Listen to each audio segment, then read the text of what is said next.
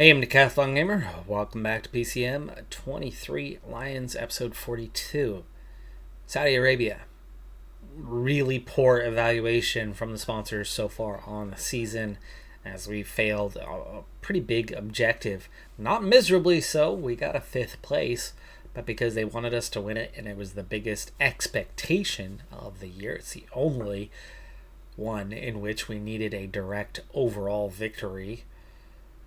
We're down in some pretty sad shape. But for Saudi Arabia, it's also a sponsor objective. It's also more than a minor one. It's not a major, but it is definitely a moderate expectation for our sponsors. They want us to win a stage. Easier said than done. I, once again, do not have my overall A team at this race. Reason being is it's going to be at the tail end of the month of February, and we're just entering the month of February, that we have a number of key objectives where we are aiming to get that A team on a regular basis. So through these first few races, there's appearances. Samuels, for example, is here, but he's not on an objective for this. There are riders that have been given an objective for this race, a chance to go for it, to make this their own. The draw, not that though. Havugimana? I gotta figure out how I want to pronounce that one on a regular basis. That's a hard one to roll off the tongue. But Havu is somebody who was supposed to have a +2. He's got a nice draw. He's got the +5. But Kareem, Matthew de Villiers are all supposed to have +2s. None of them have it. One cobbled sector. If I quick sim this stage, time gaps appear all over. It's not even cobble, it's just a little bit of gravel road. Simple stuff here. 1 star, but it is 6K. And you can see we are blinking red here, but we're navigating it just fine. It's taken a little bit of a toll, but this is not leading to a major split in the field. There's a handful of riders kind of hovering at the back end, yo-yoing off. But that was that. Breakaway still ahead, but barely. And we have just 12K. We are set up for a sprint here. How many teams will treat it as a regular sprint after that cobbled section? I would imagine majority are still in for a regular sprint. There are 2 sprinters with an 80 sprint, meaning even with a de Villiers and without a proper lead out, we're not in a good position to do much. So we do have that small split, but it's 90 riders still in the group. Last 2 riders off the front, and we are working on getting ourselves set. We're already inside 10K, so it's time to start pushing a little bit harder. Now 8K. I think it's time to be going flat out. One thing I forgot to do was set everybody to a 90, so we've got to take those quick pauses here in between. And the breakaway is broke up. Caught 92 now in the peloton, and we are inside 6K. Let's go ahead and just gel up for everyone. Wow, I mean, look how fast everybody else is in comparison, how easily Reyes is able to attack. He's only got a 65 flat, but a simple sprint gets him away. Normally, pushing 99, those sprinters come up beside you, and you see them, just gradually make progress. They go from a couple bike lengths behind to about a bike length ahead, and they never even escape off front, and that's that, neutralized. We're not able to do that, and that's your problem here with this type of scenario. A little bit of undulation here, but 1%, 0.9 really. A little downhill to follow it up. 3.6K. Let's get on to our fast guys. It's that time. It is that time. So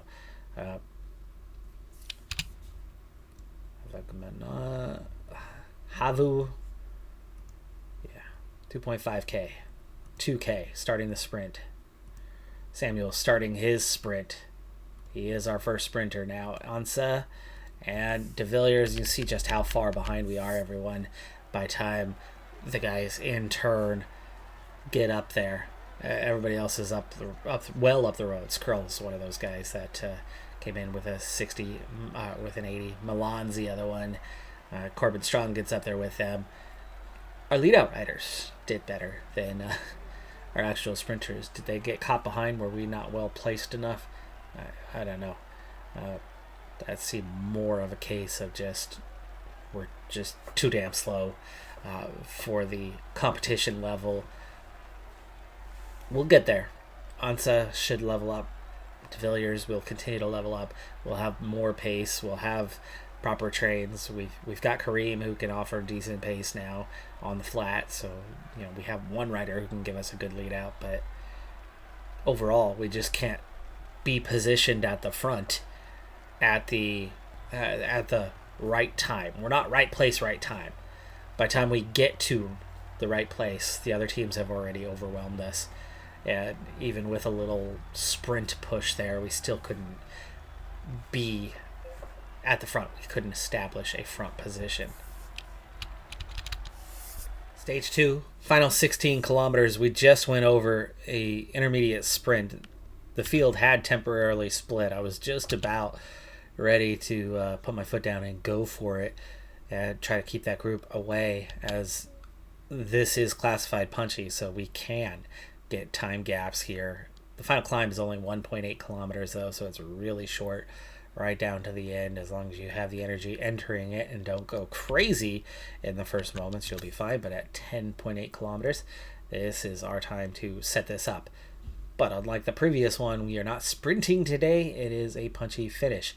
Now, some of the race day condition, as I noticed, while we should be having a plus 12 on the expected race day condition, the explanation on why some of the riders don't have it is still the first race of the year for most of these guys, and I did not set everyone on the team to the highest levels of preparedness for the year.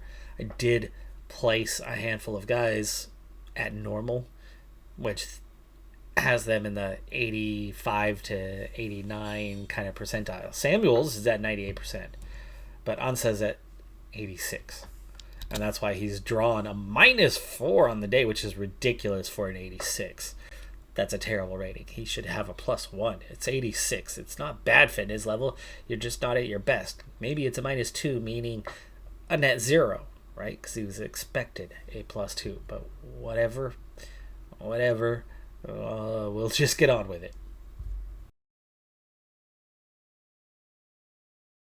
5 riders together. It's a small enough field. It should be a good opportunity, but there's still some high quality in this field despite the lack of really being a major race. 9K to go. Ansa pushed a little bit harder to get us out front and is succeeding at that so far. 8K to go. And we're on to Havu. We'll try 97 for him. There will be some splits in this field, that much I know. 6K.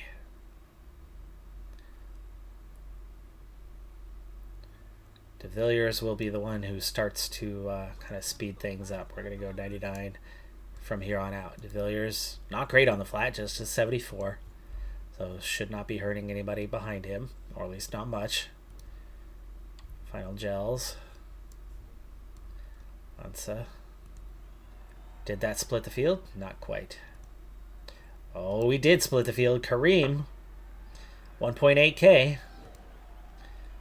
And it ramps up to where he's no longer effective, but we're down to 1.2. Roteus here. Full gas push. 99 effort, 700 meters. Carolus sprinting it out. Trying to lead out Samuels, and now Samuels... no stage win, but it can be a top 3, it looks like. Patrick Bevan takes the win ahead of Corbin Strong, and Samuels does get a stage podium. Not bad. We did what we could there. There's just too much quality around us to get much, and we definitely didn't have the best of leadouts for Samuels, as he's really the only punchy guy that we have here. Wow, 6-second gap to Samuels, 20-second gap to Alaphilippe. Alaphilippe is here, And we beat him comfortably. That's good to see. And then bigger gaps from 78th on down. We'll split the field up a little bit. It puts Samuels into a podium position for now. Roteus here and Carolus also in the top 15 that are on the 18-second down before you get to 22, 28, 31. And then the bulk of the field coming in at 32 seconds behind. Now going fast, this is the Queen stage, stage 4. So stage 3 was a sprint. Times were unaffected. Stage 5, the final stage, will also be a sprint. Should not impact the times. Today, absolutely can. We have a pretty hefty climb prior to the finish, but close enough to the finish that there's no recovery. 2.8K, 12%. It's definitely a bigger one, but if you can get your sprinters over the top with a slight downhill over that last 8K, this is one of those special stages that if you get right, you can turn it into a victory. The other sprinters can get left behind, and you can set yourself up for success. We're going to try to do that today. We, of course, have Samuels in third position in the GC, so that's one thing we're going to try to protect, but we're also going to try to protect our sprinters today to make them a part of this. We are also in crosswind section, which is seeing the field blow up a little bit, and we're down to a peloton right now anyway. It's yo-yoing a lot, actually.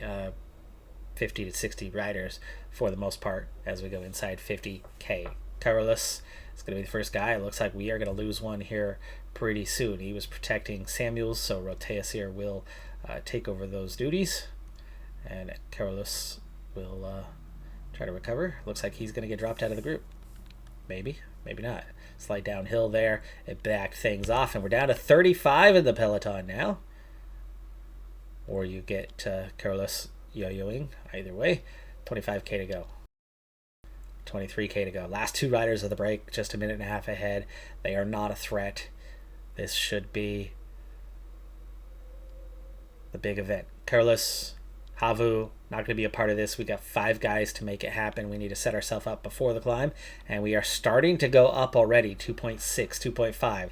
Still flat rating, but a little bit on that uphill swing, and 13K. We're going to do it. Now, we want to survive the climb. We're already down to 28 riders. How many sprinters are here? Well, strong. 74, 78. Very capable. And 80 hills rating. That's going to hurt. But we hurt his legs if he doesn't have the team support. You never know. UNOX do have a rider with him. Do have another one nearby. So at the very least, they do have 3 guys. But Samuels will handle a lot of the climb. We're going to put De Villiers and Ansa behind Samuels. And then we've got Kareem and Roteus here. So Kareem's going to...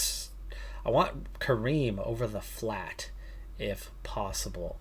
So we're going to put Kareem third wheel there, and Roteus here and Samuels handling the climb. I've got to be careful on how I manage this, though. Roteus here, I want to get out front. And then, no, we're not going to go flat out right now. Try an 88 for a little bit before we're properly climbing. How's that doing on the gap? That's opening the gap behind. Havu among those chasers. Those guys are out. Roteus here, not much of a climber. Pretty good on the flat, especially today. Good race day condition draws, by the way, for 5 of the riders. That's why they're all still here. We split the field down to 19, even though we're not even pushing that hard through here. Big thing is keeping an eye. Kareem's the one who may fall off as we try to climb here.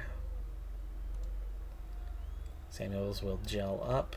We're not going to push hard if he suddenly takes over, but there's the front riders caught, and we're down to 16, plus those 2 being part of it, means 14, and we're at 5 riders. Red bar gone. Roteus here still pushing, though. Samuels takes over. We split the field off briefly. Not quite. Down to 13. Whoop. Kareem did what I thought he was going to do, which was struggle.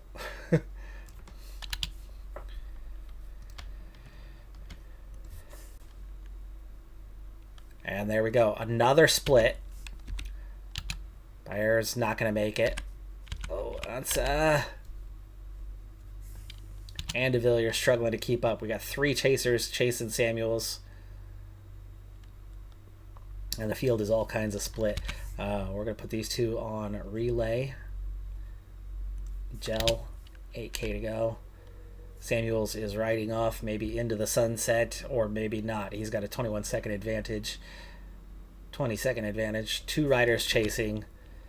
Tish Benoot, Patrick Bevan. Can he hold those two off? Versness, Ansa de Villiers have caught him. Can they make it back to the other two where we will obviously sit on at that point? 3.5K. I think you're a little bit under, out to 53 seconds. 2K, backing off a little bit more. And we left behind Versness. Folks, I think we're going to do it. Samuels, 1.3K, sprinting. He's out of energy. Ansa's done. De Villiers is almost done.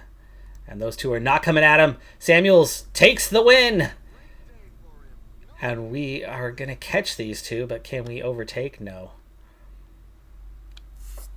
Patrick Bevan takes second. Tish Benoot third. Ansa and Matt de Villiers get a 4-5.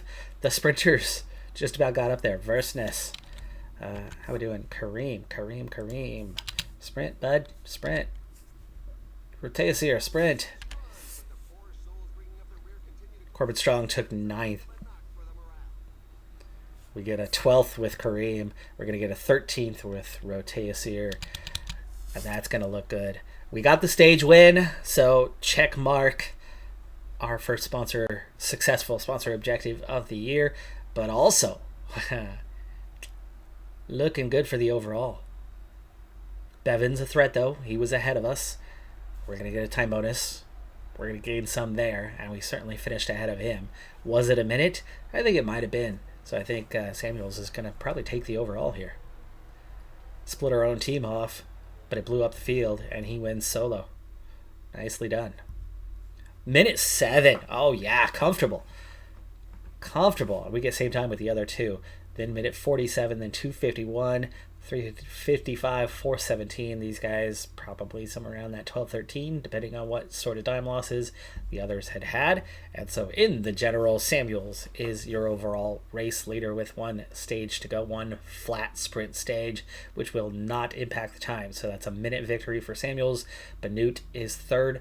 De Villiers is all the way up to 4th place at a minute 38 down. Versness, Strong. We get Ansa, Kareem, and Roteasier up to 11, 12, 13, which is still in range to earn some points for the race. So a 1-4 and 3 guys picking up some of the leftover points at the end of this thing. In the points classification, 2 points shy of Corbin. We won't worry about trying to grab that, but all over that Young Riders classification, and an 8-minute advantage in the team classification. And we had a total of 4.6 kilometers worth of climbing for this entire race. Final stage is complete. Confirmation that there is no change to the order. Milano took the stage ahead of Skrull and Milan. De Villiers was 12th. His on-paper performances are starting to get just that little bit better, little bit more competitive, but still not competitive enough to take something, especially when he's that much lower rated than the top couple of guys. But this is going to be a healthy bonus in terms of team points, but also sponsor confidence. Never mind your post-race one. It's never accurate. It always takes 1 day to progress to see where you actually line up at. And there it is. Sponsor confidence has gone from down in the orange up into the success range of green. It's still not good, but it was weird to see it down at all. That's our first successful objective of 3 already. Argentina, we got a stage top 10. We did not get our stage win there. And Mallorca, we did not get the win. We got that top 5. So finally getting one here is a bit helpful. Did we pick up any noteworthy results? Yes. Mason Samuels with the overall victory gets a double plus for us. That's a big, healthy boost. But the registered riders and squad evals are nowhere to be seen right now. Samuels only sort of popular. Now that we're Continental Pro, the expectation has increased. Hopefully he'll gain a little popularity out of that performance. and he's also our most popular rider for South Africa, which again, their demands have gone up, and we're just not meeting those needs right now, which means getting that high evaluation for the year could be problematic. We are still looking at a potential 15,000 increase for the coming season. Potential. Right now, we're looking at maybe getting just 7 of that. And that's also falling into that max territory, so we may be onto a new sponsor forcibly before sooner rather than later. It was requested that I show this in the last episode. For one thing, I fired my traditional style coach, which was working with Mulebron. He's not going to be progressing much more any longer, as our modern coach is fulfilling the duties, and obviously not much of a relationship, as traditional and modern do not match up. Also, just finding that Josh Jansen was a bit of a bust, not turning out to be the rider we thought he would be. Suddenly his style is traditional as well. He's not going to progress any longer, so that's one disappointing piece there. But as you look through the team and their axis of training, see most of them are climbers or sprinters or classics riders, or the stage racer alternative for a couple guys anyway. Most of them not so much. Bitsimana, Benuna, Benia, Messias all get the stage racer approach, as they have high time trialing ability, but most of the team doesn't need that. You need them to climb or support climbs, right? Few punchers in the field. Samuel's now working on that because we have fulfilled his needs in regards to his climbing maximum. He's as good as he's going to get. His hills is almost there. I think he's actually, it's kind of looking like he's leveled up again. Yes, he has. He was 73, 74 hills last I saw. He's now, I think he was like a 78, 74, 73, I want to say. He's now 78, 75, 75. So he has leveled up once again. Didn't add another star or anything. Just kind of affirmed his 5-star category. Sprint, time trial, cobble rating, all still have some room. But there's still at least 1 point in hills. So I'll give him kind of one more level to try to max that out, as he's our best climber and best puncher and can be of use. Just needs to be a little better supported. But we just saw the results of what can happen when he puts his foot down, ditch his own team, and go off and win solo. 70 flat, 75 stamina, 75 recovery, 74 acceleration, 79 downhill. That's not a beast, but that's a good rider. And for us, that's by far the best we've had. Still just 22 years of age. He's going to be a part of this team for a long time yet. Of course, 3-year deal that we just signed, 17.8, and maxed out. If we can keep him under 20K, he's going to be with us for like 10 years and a key member of our team. But then again, as he picks up victories, something tells me he's going to look for a bit more, maybe 30K the next time. But if the overall is only so good, it's only so good. He could only ask so much. But a quick overview of that training. We're working on the climbing for Arab, sprinting for Ansa, Anangana, anything we can get. Not very good. Banuda, trying to get that stage racing. That time trialing is already good. That climbing needs to come up with it. We'll focus on that before too long, because it's very necessary. Burhi, puncher, really should be working on his climbing at this point. Let's go ahead and change that. Biddy, time trialing's maxed out. We'll switch to climber. It's a good thing I'm checking this. Bitsimana, same thing. You know what? Let's get your climbing up. Time trialing is not bad, but Bosco, sprint, yes. Corliss, climber. Josh DeVilliers, climber. His punch is already good. He's been working on the climbing for quite a while, but he keeps gaining points as a puncher, even though we're working on his climbing. That can happen. Matt, still a sprinter, still has room for growth. Havu, classics. Henok, climbing. Shimway, climbing. Jansen, climber. I prioritize climbing over punching. I think y'all know that by now. Kareem, time trialing, as he's already maxed out on his classics and punchiness. Mansour, climber. Mahira, climber. Mulebron, puncher. He's almost maxed out on his climbing. Can get that little more punchy, and he is a puncher first and foremost, so might as well get the most out of that. Matoni, puncher. No, we're going to change that to a stage racer. Rotayasir, classics, yes. Samuels, of course, I already mentioned why we're doing that. Classics for Marrera, and climber for Johannes Dalek. Okay, that's where we're at on everyone's training focus, and as you can see, real time, we just made a few changes on what we were working on for these individuals. Next up for us is the Route of Oman. So we'll be in Oman, stayed in the Middle East for this one.